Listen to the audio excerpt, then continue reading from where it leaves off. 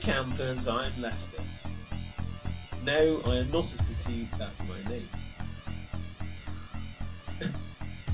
If you're enjoying the music that you're hearing, that's good, because I was the one that made it. Check out my music on SoundCloud, if you feel like it. Shameless plug over. Without further delay, I'm here at gunpoint to introduce this week's Benny Shakes Things Up. Without further ado, here's Benny. Hello. Hello, Internet. Welcome. Hello, Internet. You made it back all right then. I did. I made it back with plenty of time. Yeah. Very nice. But thank you for a lovely weekend. We should probably make it clear. Thank you for keeping us in check. I was going to. I'm amazed. I mean, Mark is alive in the back of that shot, right? Yes, he's okay. alive. That's good. He's good. alive. Just checking. He hasn't. You haven't killed him. He's already. Right, stop waving now. Stop waving. That's it's fine. not about you. It's not about Mark, but it's just good to know that he is still alive. That's fine. Yeah, he's alive. But tune in because we will be uploading videos every day and see how me and Mark do why Kate's not with us. Yeah. But anyway, it's not about us. It's about Aaron. We've got Aaron Simmons. Do you want to read that? Yes, certainly. Aaron was a BBC New Comedy Award finalist in 2017, has appeared on ITV's Hilariously Funny, the stand-up sketch show, and smashed it out of the park with his critically acclaimed debut show, Disabled Coconut. Oh, lovely. Sorry. So let's get him on and he can tell us all about what he's been doing. Yeah. So, welcome, Aaron Simmons. Hello. Hello. Thank you for reading what is a passage clearly copied and pasted from my agent's website. Very good. I would like to point out that I'm not that egotistical, but my agent has to do that. Well, how would you describe yourself then? I'm just a guy who tells jokes about being in a wheelchair, despite not currently being in a wheelchair, which is very confusing for people. Well, now I know you from Harrow. Then... Yeah. One of the many things, that is wrong with me.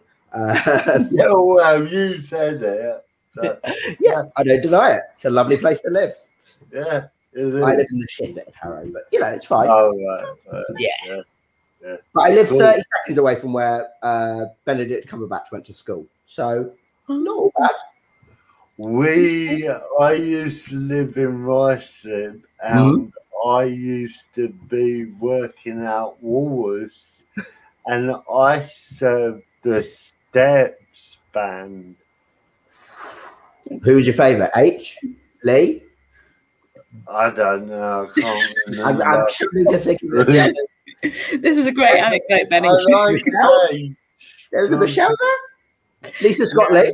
Lisa Scott was one of them. Faye and Claire, I think, are the other two. There we go. We got it together.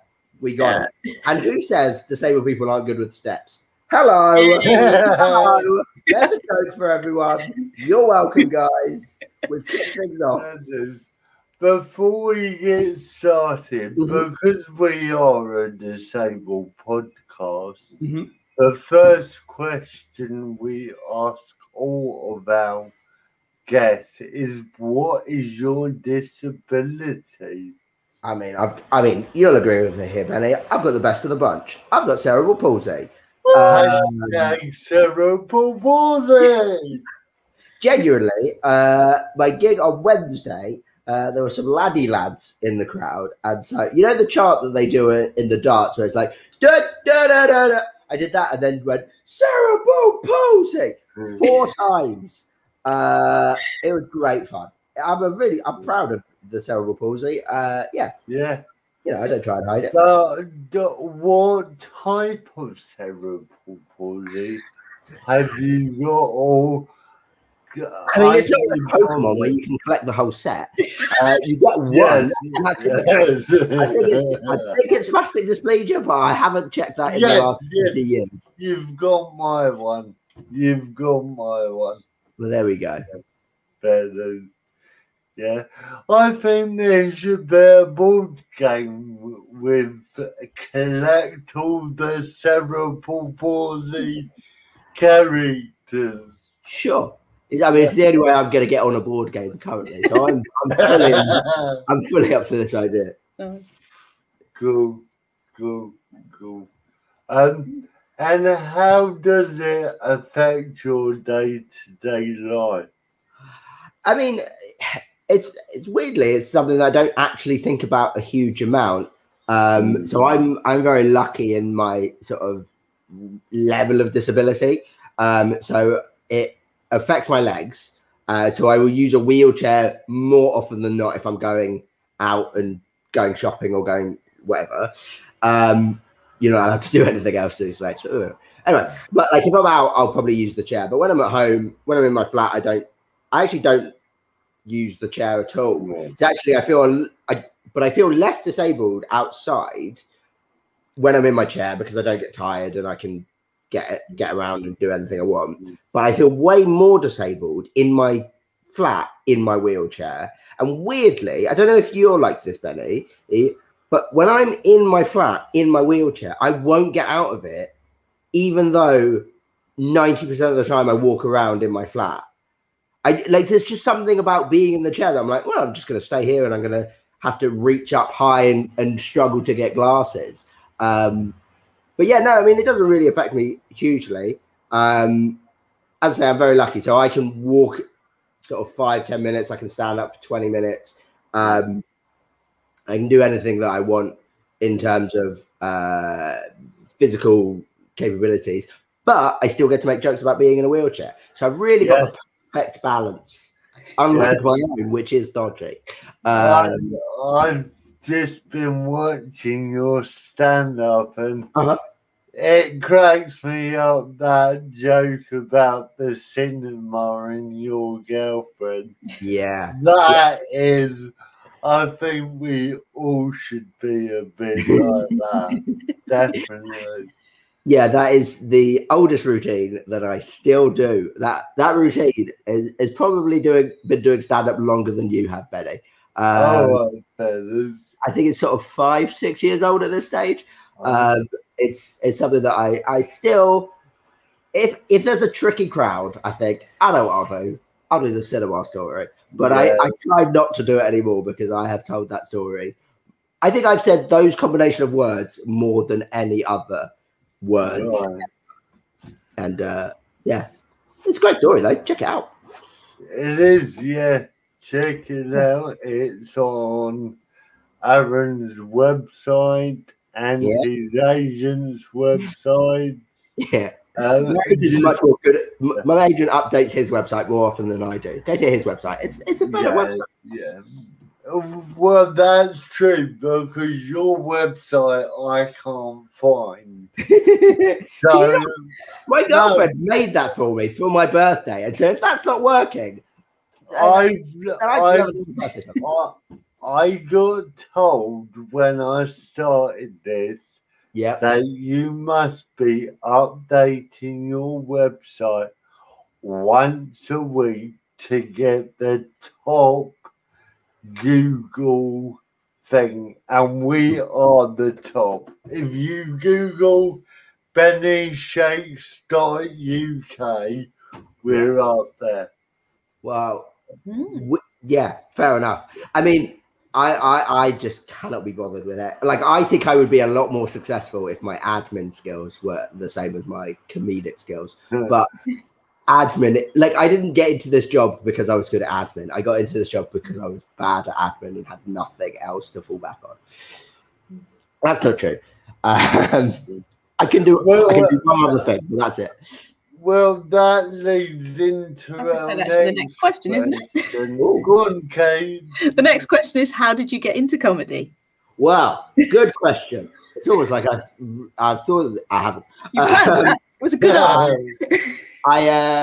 So basically, it was how old am I now? 31. So 7 years ago, I was 24 when I did my first gig, and I just got out of a kind of negative relationship, not like a bad one necessarily. She was like, we just didn't do a lot, and I was sort of in a bit of a rut in my life, and I thought, well, what's the stupidest thing I can do? And it was either do stand-up comedy or do a gig. No, those are the same things. It's either do stand-up comedy or do a bungee jump. And I thought, which one of these is more fiscally viable? And turns out you can't do bungee jumps 4 times a week and make it your job. So I went with the stand-up. Scariest thing I've ever done. I've subsequently done a bungee jump, and doing your first stand-up gig is scarier. Really? Yeah.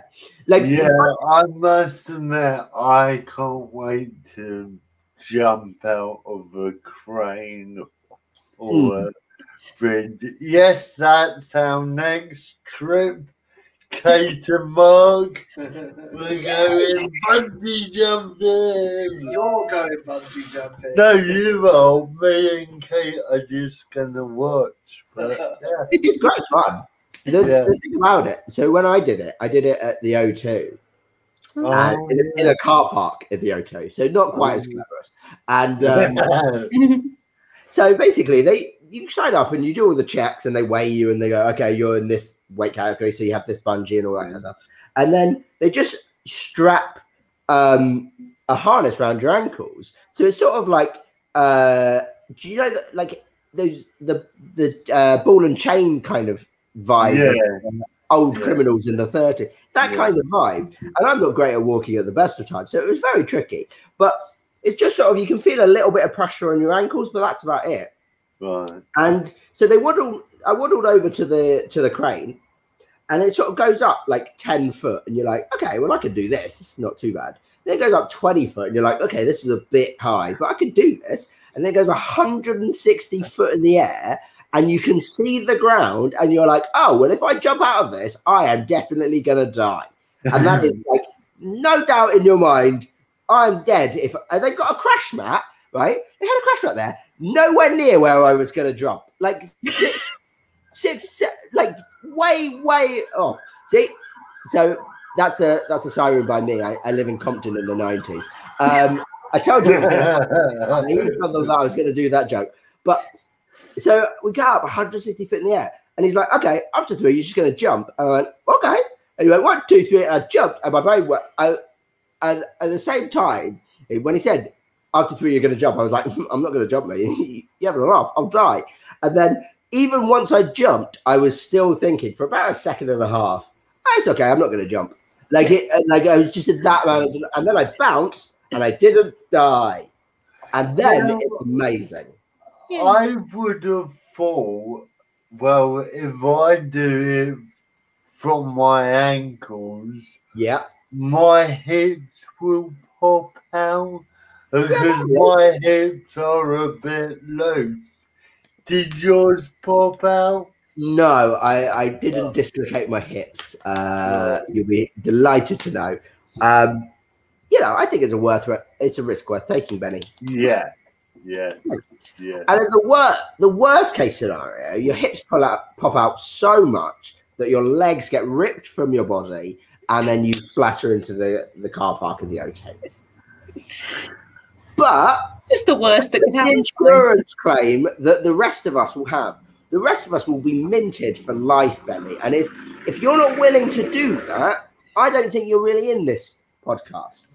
I'm not willing. Okay, next year I will do a bungee jump. Okay, we have this on record. This is recorded.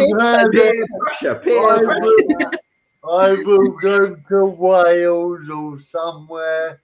And you're like, I want to do it somewhere scenic. Yes, I want to die where there's mountains and a stream. Mum, I will get my life insurance sorted beforehand. So, Great. yeah, cool. Everyone's I a don't know how we got on to bungee jump. Oh yeah, How you got into comedy. stand up? Yeah. Oh yeah. That was So then I just did my first gig and I thought, oh, this is the best thing ever. I'm going to keep doing this, and then I kept doing it and got good enough that people started paying me to do it, which was nice. Yeah, a lot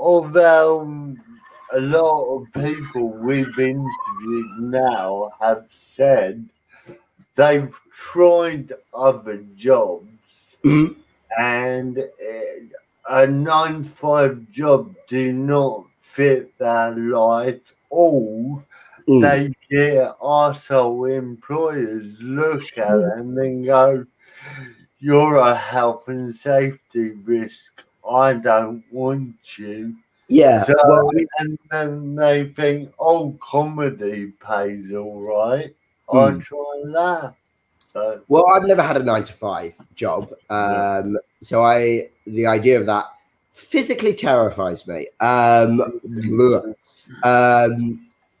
Fun fact, I'm writing a sitcom at the moment, and we tried to make the character that I play have a desk job, and I went, no, even in a fictional world, I can't do that. Not okay with it. so what will you be? Ann Summers knock on the door. I mean, I would much rather do that. I'd be pretty good at that job, I reckon. I'm very good. No, I'd much rather do that than work in an office. The idea that he was going to work at a hole punch company. It was called the Hole Punch, and like it was very funny. But I was just like, no, I can't pretend to work in an office. No. Anyway, what was I going to say? What was I talking about? Oh yeah. So I've only ever had one real job before comedy, and that I was a personal trainer. And I didn't have any sort of real sort of any negativity towards the disability in terms of that in the gyms that I worked at prior to going full-time with comedy. I think that's partly due to the fact that I can get upstairs and you know, as I say, like I'm the right level of disability to show off, and like it's not impacting them that they have to get a lift, or you know, it was actually a massive thing that I had a real go at my boss for not, like there was half a gym that I couldn't use, and like Really? and they kept saying, well, you know, the PT area is upstairs. I'm like, stairs are my favorite, so you know, we had a bit of a tussle over that, but you know, I'm not built to be in a proper job anyway. And I know that because I used to rugby tackle my colleagues. Because this question's not on there, and it should be on there. Sure. But have you? I think it is, but I'm going to bring it forward because it's our show. Yeah. So some of your gigs where you know you're good enough for the gig, but because they're in old buildings and they can't be asked to get a ramp or anything, you've lost out on them gigs, or because you're strong, you go, oh, cruel. Yeah, so I think it's more likely the latter. I think there is so first of all, I think I have been incredibly lucky throughout my career, and that I have played some wonderful gigs, and I feel like I've actually progressed pretty quickly compared to how people that I feel I am equally as talented as haven't had the opportunities that I've had. So I will say that as a caveat first and foremost. But I see, like, I hear your point, and like the fact is that I don't know the amount of gigs that I haven't got, that people have liked what I do, but have gone, oh, but it's up some stairs, he won't be able to do that. 9 times out of 10, if they say it's up some stairs, can you do that? I'll say, yeah, no problem, because I can do stairs, and I'm very lucky to be able to do that. But I don't know how many promoters or you know, anybody running a gig has just written me off as, well, he's in a wheelchair, so therefore he can't do the show. So when you did the library for laughable when you thought, oh, I'll get the train, I can have a drink. No, I can't because there's no lift. Yeah, but I mean, the thing about Laugh Able is like the guy who runs it. He's got a good heart, but he's just really. Like he's just sort of, you know what I mean? He's a bit like a puppy, and like you can't really have a go at him if he shits on the floor. No, I drove to Laugh Able in the library, so it wasn't a problem. I don't drink and do comedy at the same time because I'm not funny when I drink. I just start slurring massively. I find that I tried a gig online and I had a few beers and it was it doesn't work. Yeah, when I've gigged and had a few drinks, people have said I sound like Benny Shakes. Yeah, that's how bad my speech gets. Yes, fair enough. But no, I mean, and it's just one of those things. Like for me, some people are funny when they have a drink. I'm not one of those people. I get sleepy. I start slurring, and I just want to go to bed. And like for me, comedy is the best thing in the world. So drinking doesn't enhance that experience because it's just not the same. And most of the time, I'm driving across country, and I don't really want to be, dependent on me being funny, on me having a drink, because that way you have to keep drinking, and I'm too cheap and too old to be drinking every day. Cool. Well, over lockdown, did you have a good network of people around you? Because I assume you was isolating or you wasn't.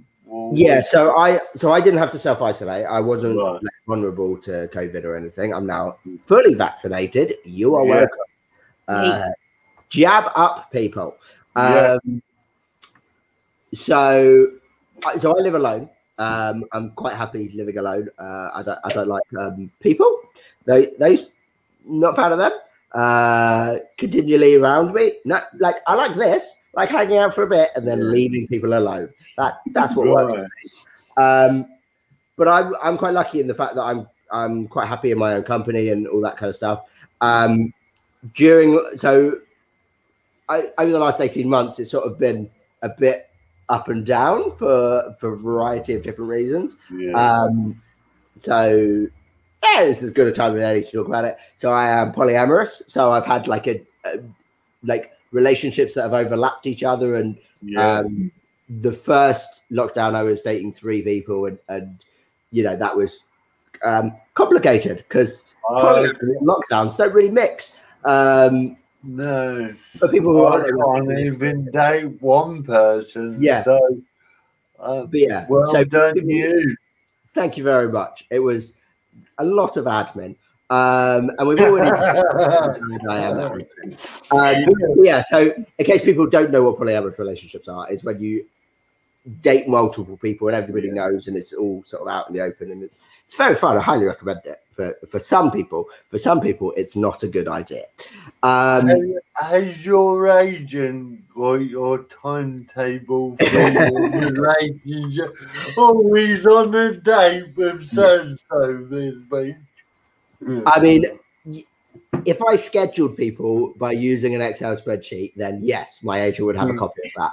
But as my current partners know, comedy comes first to me. So I will always do a gig over seeing. I will always choose comedy over sex. And so I agree. Yeah, it's just it lasts longer. It does. Comedy for an hour. I cannot do sex.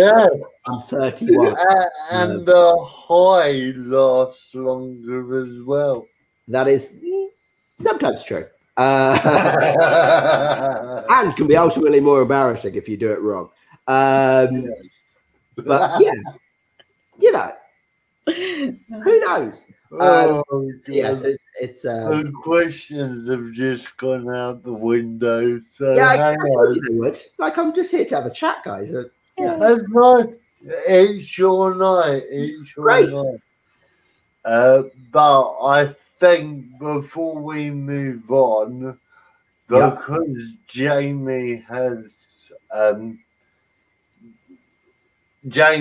watching, we Mhm. will do Jamie's gaming. Kate, do you want to explain I will Jamie's gaming? I will explain Jamie's gaming. Jamie is a guy called Jamie Priest, who is a friend of the show.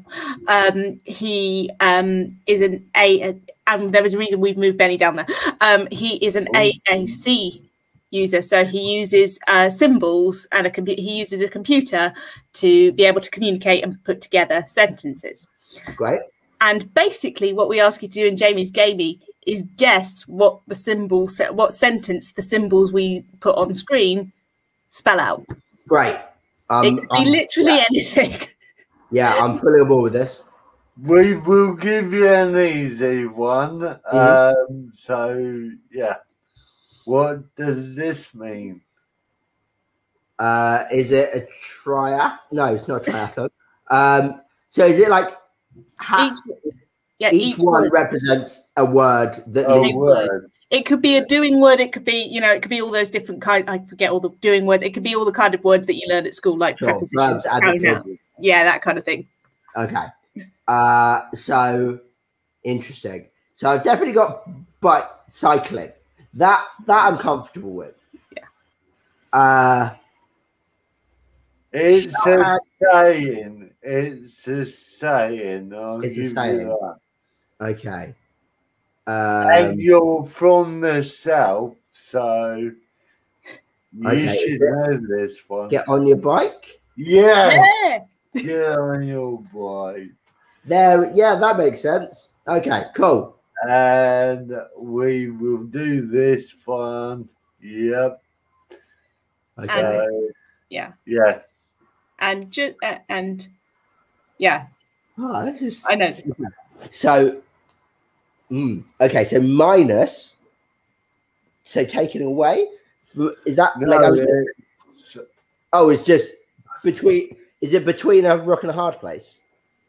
No. Everyone says it's that, but it's not that one. Right. You're a bit too young. Or is he? I don't know. But we will roll with it. In the 90s. Mm-hmm. Oh no! Don't use this. Don't use this. It winds me up because you keep saying it was the theme tune to a television show, and it wasn't. Okay, what was it? It is a song. It is a musical. Sure. It is. We could possibly give you the band. What's the TV show that Benny thinks? Oh, go on then. See if that helps. But it winds me up because it's not the actual. On ITV, after Baywatch or before Baywatch, there was a TV program, and they had this song on there as well. I would like the band, please. The band is Queen. Okay. We Will Rock You? Yeah. Yeah. And the next one, and then we'll move on. So. Oh. Okay. Is it Where's the Nearest Toilet? But which toilet? Oh, where's the disabled toilet? Yes. I said that as a joke, and it's actually right. There we go. Yes. Great fun. That's it. Yep. Cool. Well done, Jamie. Wicked fun. We've done that over lockdown, blah, blah, blah. Yes. No, we haven't. Over lockdown, have you suffered because of it? Well, we know your relationship and your sex life has suffered, but has your mental health and your career? So during the first lockdown 1 was the toughest for me, because in the 7 years since I started stand up, the longest I'd gone without a gig is a week. And I have a very addictive personality, and I don't do any drink or drugs for that reason. Comedy is my drug, and I just didn't do it for 7 months, and I went a bit insane. So that was the toughest thing about it. Mixed with a whole other bunch of stuff. So I did suffer a little bit. I would say my career is in a very different place than it would have been if lockdown wasn't a thing. But I don't know whether or not that is necessary. I don't think it. I could see where it was going before lockdown happened, and I feel like I would probably rather be in that place than the place I'm in now. Yeah. But I think that is probably true of 90% of all comedians. And I think, yeah, I mean, I would agree and disagree, because when the lockdown started, me and Mr. Buckwood started the online disabled comedian support group, which I wasn't invited. It's always very awkward because he brings it up and I'm like, I guess. We do apologize. I'll see you next time. We can still add you, because I still think a lot of people will still need support as we come out of lockdown as well. So we thrived, and we made this night. We do all sorts. So and I'm not saying that my time during lockdown hasn't been productive or hasn't been successful. It has. As I say, I got to write that sitcom, and just didn't have the it's an idea I've had for sort of 2-3 years, but I haven't had the time to write it. And it was only when I got the grants from the government of being like, this is what you would be making. It went, okay, well then I can afford to do this for free, and I'm effectively now being paid to write the sitcom. And I've done a couple of funny things over lockdown, and I'm very happy with those. And as I say, I do think my career has moved forward. Maybe not to the extent that it would have done if I'd been gigging every 5 nights a week for 18 months. And I had a show that was already, so I'd already written my Edinburgh show for 2020 in February, and I was, because I got broken up with in September, October, and instead of dealing with that problem, I just wrote a show instead. It's the way to deal with it, really. Yeah. I don't like feelings. I prefer jokes. So that's what I'll do. I'll just write jokes, and everything will be fine. So it's obviously it's a very different, place we're in, but it's also a very different world we're in. This time last year, or 2 years ago, we were just in a completely different space than we are now. So it's sort of, you adapt and you adjust and you go from there. Yeah. Cool. Fab. Kate. Is it my moment? Yes. Is it my one question, my very important journalistic question, the question that... You can do that while I eat your chocolate. Oh yes, I left chocolates and now I don't have chocolates, so that's that. Yeah. But I have a very important journalistic question for you. Very deep. What is your favourite biscuit? Okay, so I'm going to take this question very seriously because I think it demands the seriousness of the answer. So, just to be clear on the parameters, it's not if you were a biscuit, what biscuit would you be? No, I don't want to know what kind of biscuit people are. No, that's fine. It's not like an aspirational of trying to show yourself in a I'm like a Kit Kat because there's so many layers to it. None of that bullshit. You just want the fact of what is your favorite. Okay, so my final question is: currently, I can't eat gluten. Okay. But does that factor in, like, in this hypothetical world where you're asking me what my favorite biscuit is? Can I eat gluten? You can, if you want to. If your favorite biscuit would include you had a favorite biscuit that is still technically your favorite biscuit, but you're not allowed to eat it, then yes, that is fine. Fine. Okay. But it's not. I don't have to factor in the fact that if I ate this biscuit now, I would shit myself. Like that's not probably not. You're overthinking it now, okay, Alan. right, cool. Crunch creams, please. Crunch cream. Nice. You've asked very important questions there, and the most often question is, can I have a Jaffa cake? And the answer is normally no. No, it's a cake. They actually proved it. Vitti's proved it. They because there was a tax on chocolate biscuits, but there wasn't a tax on chocolate cakes. And the difference between a cake and a biscuit is that when they go stale, a cake goes hard and a biscuit goes soft. And so they baked like a giant Jaffa cake to prove it was a cake, so they didn't have to pay VAT. Ooh, fun little fact for you. There you go. There you go. You're not laughing, you're learning, as they say.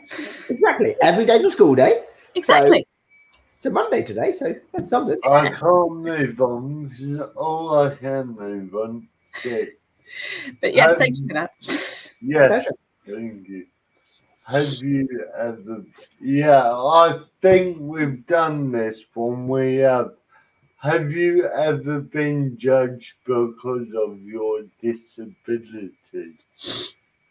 I mean, probably. I mean, everyone's judged for everything these days. Yeah. So, I think for me, I'm very lucky, or just very naive. One of those two that I haven't noticed any sort of personal discrimination to me, whether it be because of the wheelchair or any anti-Semitism, because I am technically Jewish. I don't look that Jewish. So I think that's part of it. But like, I think a lot of that being judged, and like, particularly in terms of the disability side of stuff, like I don't think that a lot of people will be forward facing in that judgment.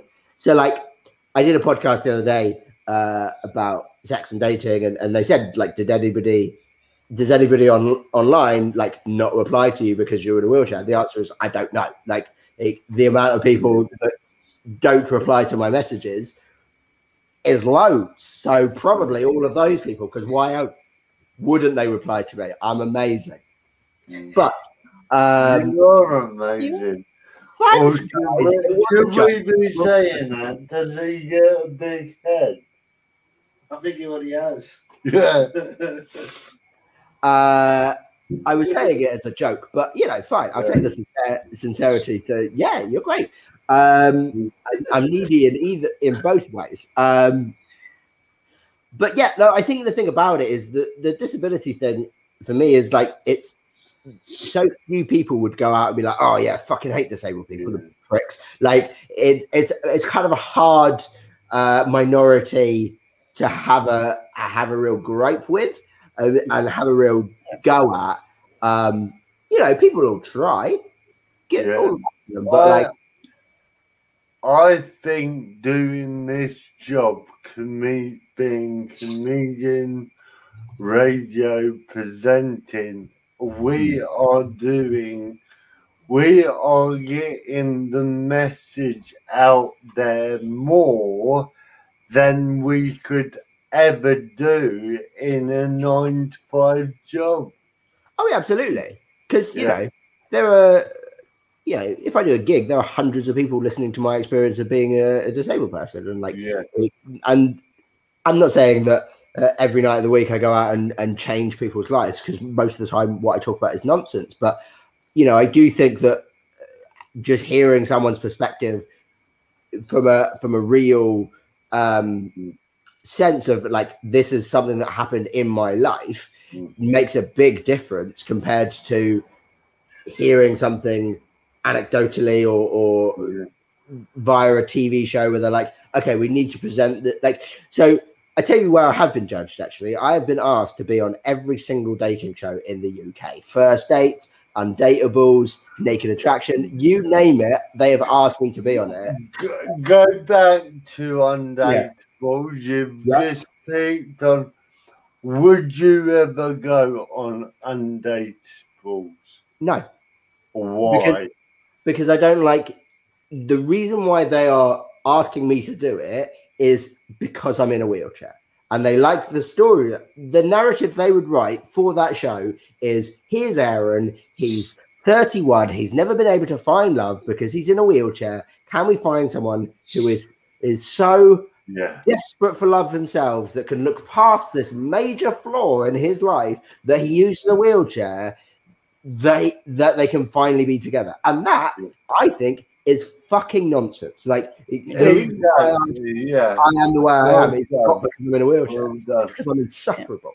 I think the clue of why that narrative exists is pretty much in the name of the show. You know, it's like, but I'm with you on that. And it's just nonsense. Like, the fact that I'm in a wheelchair is probably one of my best qualities. Like, I'm really difficult. There's a reason I live. That is why when we was advertising this out today, we have a friend who does all the posters. But I needed the thumbnail for StreamYard.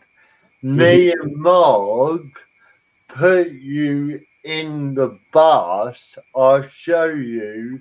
And we thought you would like your wheelchair hanging out of the bus. Yeah, I saw that.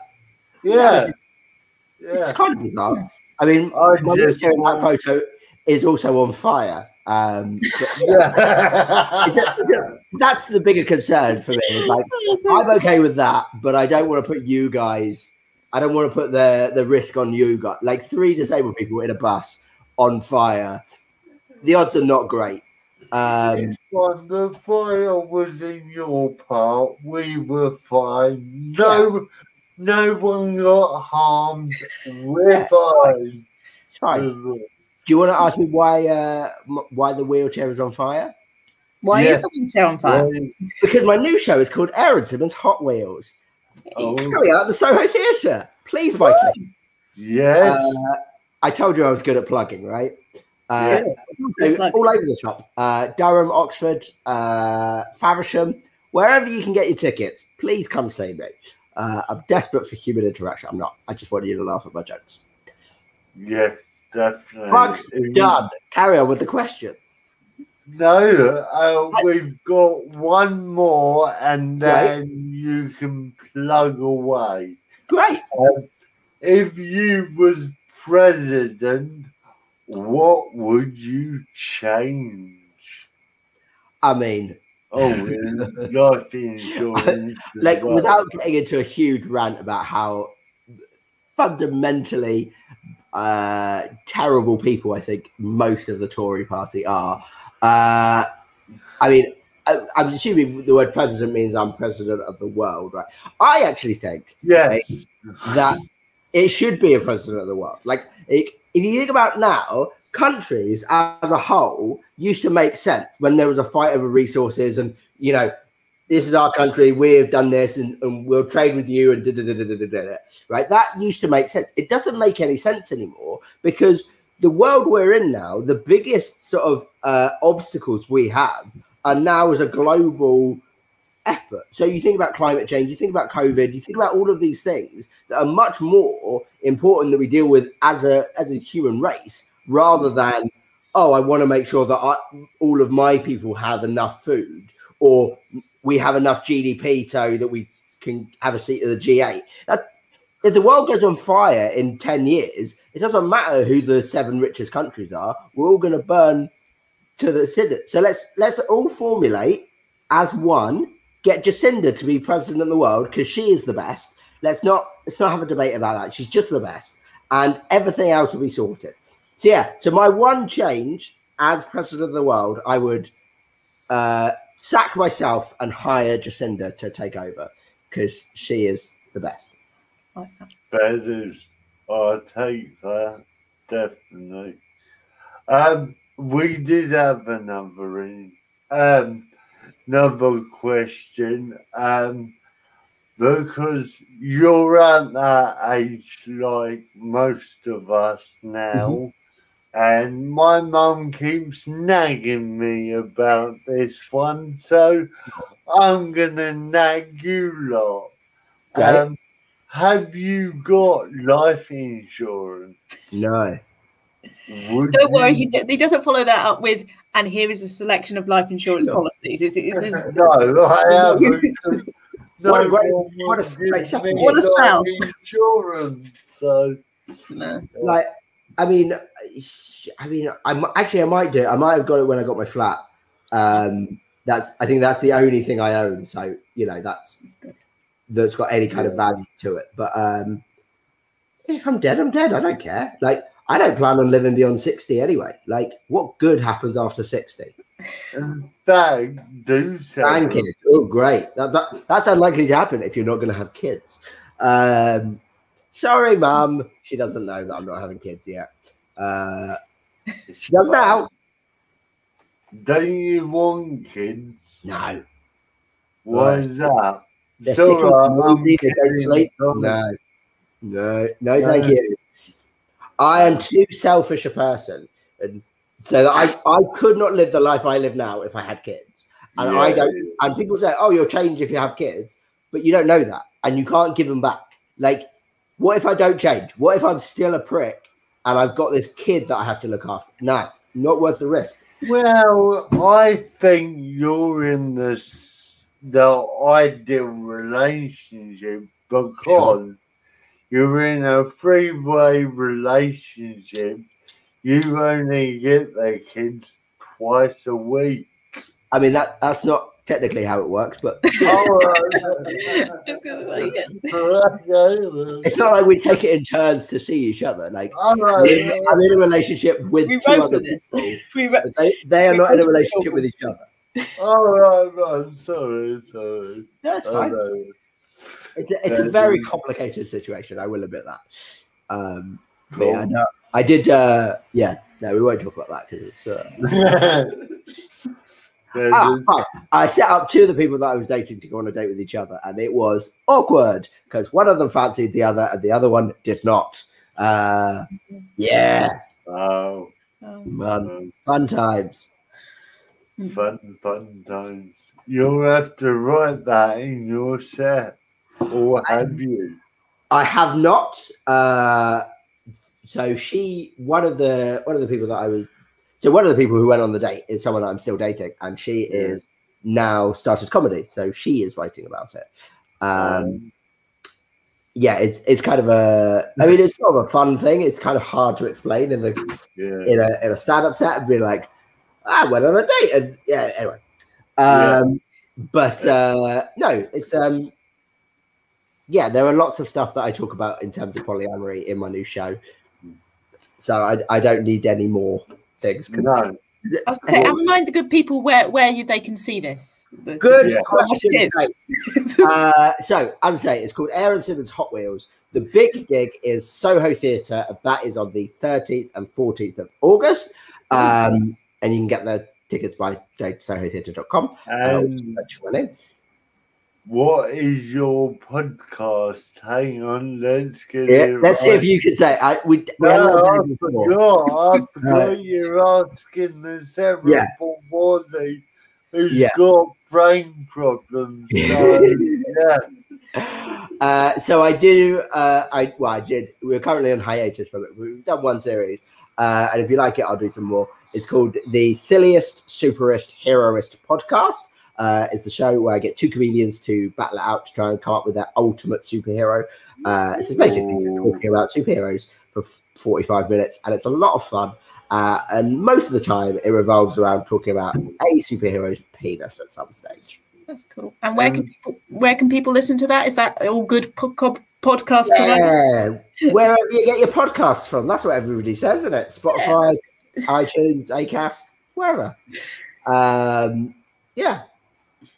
So yeah, as I say, but the more important thing is the fact that come see me live, because I've done the podcast and it's up there forever. That's not got a time limit. Yeah. But Soho Theatre, Durham. I'm going to Durham on the weekend. So if you're coming past me. there we go. On Friday and Saturday, I have a 175 seater for 2 nights. I've currently got a lot of tickets to sell. Well, send us the links, and we will take a photo of this, and we will post all your links. Great. I will get my glamorous assistant to do it.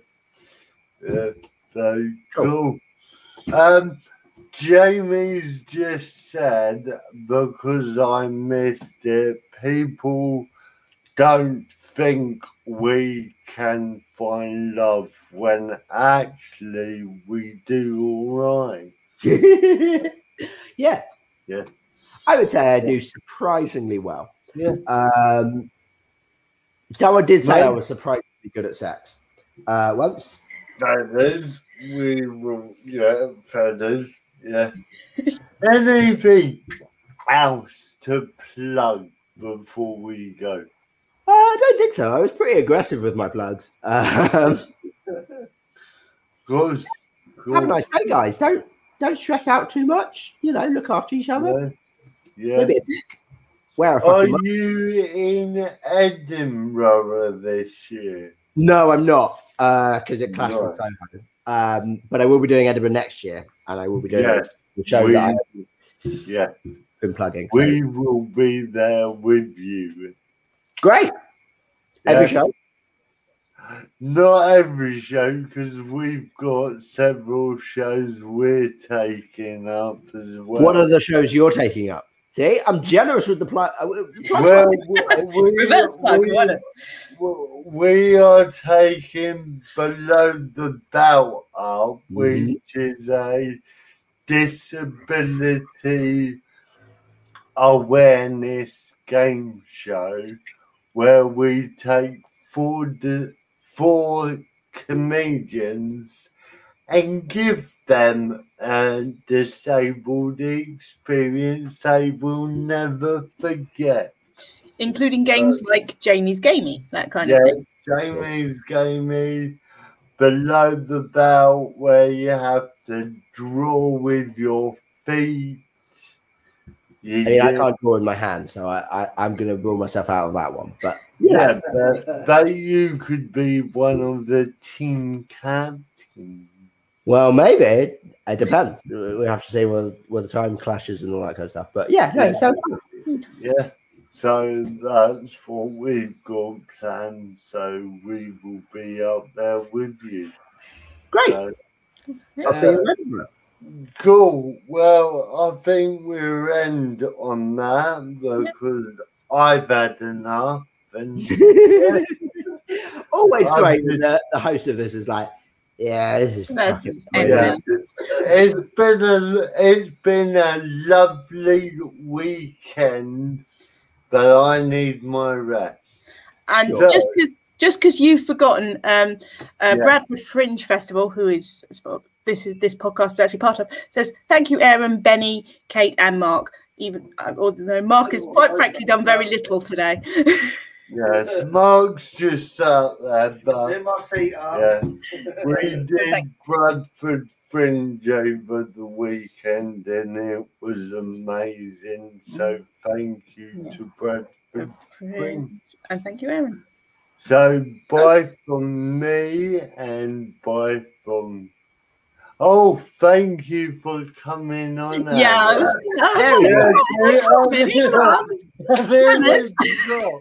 I nearly forgot.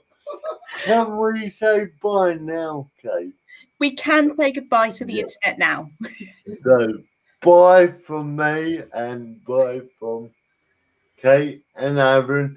Don't go away, Aaron. I'm just going to run the credits.